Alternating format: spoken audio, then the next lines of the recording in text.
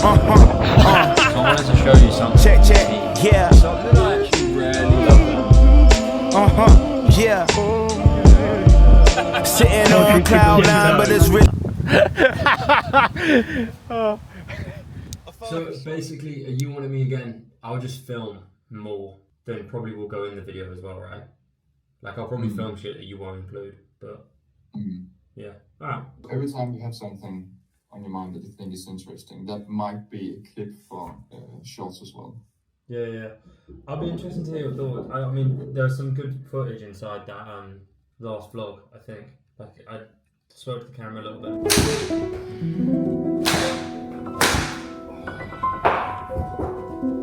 Yo, so Tuesday, pretty busy morning. Went on a run, nice and early with some of the boys. Kind of an ongoing theme at the minute with team members is, and I don't know, maybe this is just an overarching thing when you have a business and you've trained everyone up to a certain level, is like, the biggest thing is just accountability. Like, you just got to make sure people are doing what they say they're going to do. That's the only thing that like keeps you on track. Like, the only ever time, the biggest needle moving things or conversations or events or anything that's happened with team members, it's just playing into their mindset and calling them out on, any bullshit or any excuses or any reasons they aren't working or aren't, doing what they kind of said they would do. And it's just holding them accountable to that. Like, we've got team members that will do really, really well and they'll just take the foot off the gas and just expect things to doubt their new baseline. And then they'll stop doing the training, they'll stop doing the work, and it will just plummet back down. And then they'll pick back up. And it's like, well, no, if you just kept working the same, kept the same standards, you keep the same results. And I'm not telling them anything revolutionary. It's so funny. It doesn't feel like I'm not teaching them anything new. I've got a call this afternoon with another community in which someone's invited me to talk about my agency journey and how I scaled to 10k a month, 100k a month, whatever. People will be more interested in the 100k a month, but the 10k a month is really where the magic happens. Yeah, looking forward to that. Looking forward to what kind of questions come out of it. And honestly going to try and use it as just a content piece, see what questions people ask and see what content we can make off the back of that. Because I don't know if these guys know who I am, but it'd be interesting to see. And what's important to you right now, getting out of the 9-5? Yeah, 100%. It's time. I don't care about anything else. It's just... What are you making a month? In the 9 to 5, about 2.5 grand. I've got a bit of property, so around 3. Okay, so you need to replace 2.5 grand. Like, that's how I'd look at it.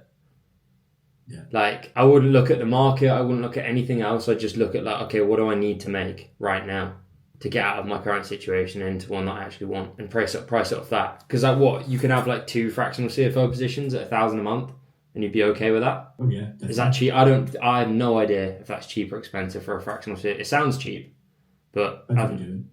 Huh? It depends what you're doing. If you're running your accounts and dealing with external stuff for a month, then yeah, right, it's pretty cheap. But if I'm just doing some modelling for you, then to I just look at that, like, for me, for example, it wasn't so much what the market was charging. It was like, I want to grow a business that is one of the biggest within the space. So what's important to me at the start, well, it wasn't really about the money because I already had the agency. It was more so about getting people in and then getting results for those individuals. So we charged a cheap price at the start. I think Club Close, when we first launched it, was $1,000. And now we charged like $6K. Of course, yeah. So... But at the start, it was just like, okay, I just want to get people in. I want to get good people in.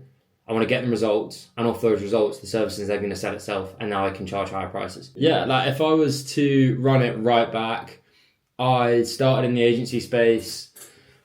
God, it must have been like 5-6 years ago. I bought into Jordan Platten's program. Started learning from there after I failed in Amazon FBA business.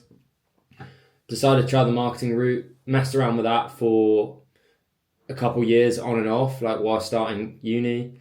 Had a couple dental clients, then went and I studied real estate at university. So I niched down into the real estate market, serving estate agents. And yeah, had about a couple years where I really only had one client at any given time. And it was very sort of just following these courses. I bought into Iman's program.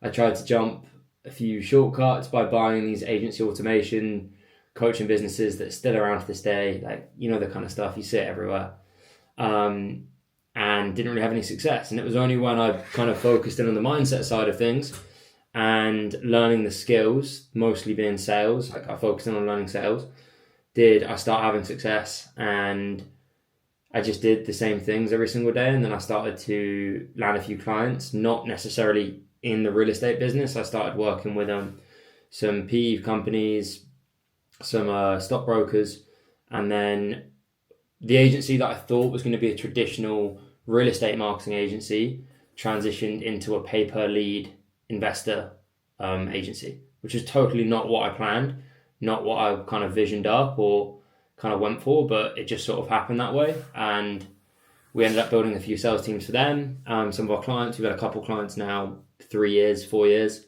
And then recently, and yeah, it would have been just over 2 years ago, I started Club Closer. I don't love the agency space as a whole.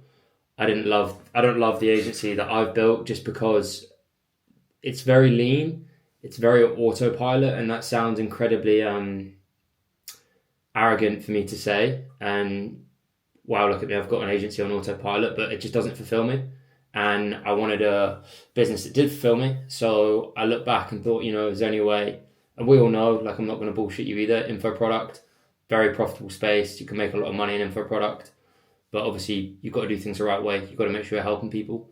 And I realized that, is there anything I can do? I don't want to teach people how to start agencies, but one thing I love is sales. And, around 2 years ago, the high ticket sales industry started kind of bopping off, and it's only grown from there. And I thought, you know what? Makes a lot of sense. If I learn to sell first and I focus on sales, instead of trying to grow a whole business with all these moving parts and all these skills I didn't have, and I just focused on sales, I could have made money a hell of a lot quicker. So that's what I teach people to do. I pre-sold it. I pre-sold it to 10 people just off my word, saying I'm going to build a program. I'm going to teach how to be high ticket closers. Sold it through Instagram DMs. Got people on calls, and yeah, sold 10 people, and then we sort of scaled from there. Got results, and now we're at 400 and I lose count, 400 and something students worldwide, and a team of 10. That's a very quick overview of the last 4 years.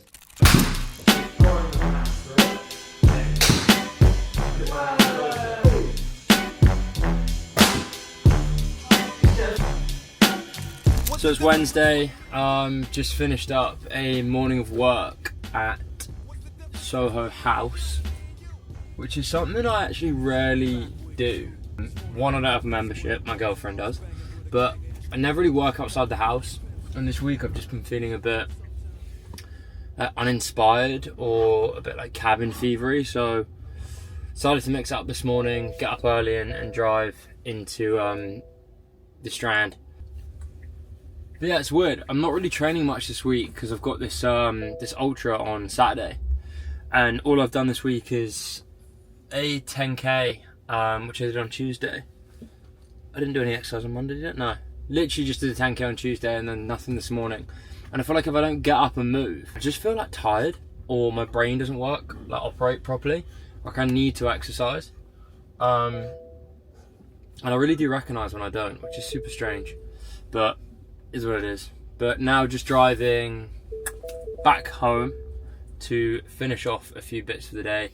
And then honestly, I'm probably going to go and move my body a bit just because I can't sit still all afternoon and do nothing. I need to move. I need to get my heart rate up, even if it's just a little bit. So it's getting a bit late here, but I wanted to show you something that made me quite happy. Built the best team inside Club Closer. Everybody goes above and beyond. The culture is unmatched. And this is a prime example. This is Tom, one of our closers, that went and met a new student of ours for a cigar. Obviously, very stereotypical entrepreneur thing to do, and actually onboarded him in person, which is sick. So I love that because from the get-go, the guy has had the best experience buying from us.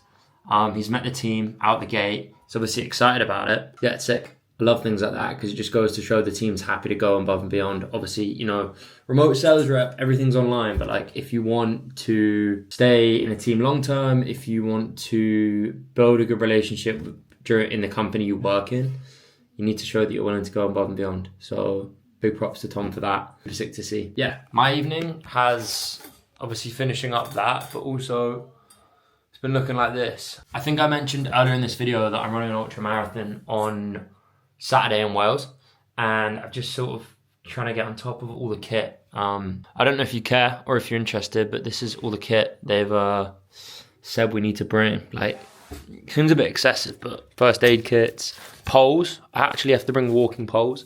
It's gonna be a nightmare to carry. Lots and lots of, these are gels that you eat. Electrolytes, of course, solid food, sunglasses, everything. So I'm actually really looking forward to it. I think it's gonna be a lot of fun. But yeah, that's my evening done. I'm gonna eat some food and read a book, in all honesty. The fun Thursday, no, it's not even Thursday, the fun Wednesday night of a classic week in the life. Nothing exciting, just doing the boring. Sam Wells. Big old hill ahead, all the way around there. This is one for the archive. What we say on Wells? Come on! You roll ankle. Lots has happened. We missed the aid station, went up a big ass hill, turned around, went down the hill, realised we didn't have to go to the aid station, so just added, what, 2k? Extra 2k, 2k plus a decent amount of elevation to this long enough run. But feeling good. Morale's high. Halfway! Vamos! Well, yeah, about a marathon in. But mate, you boy. We forgot to finish the vlog, but we finished. You're not going to get your medal out for the vlog?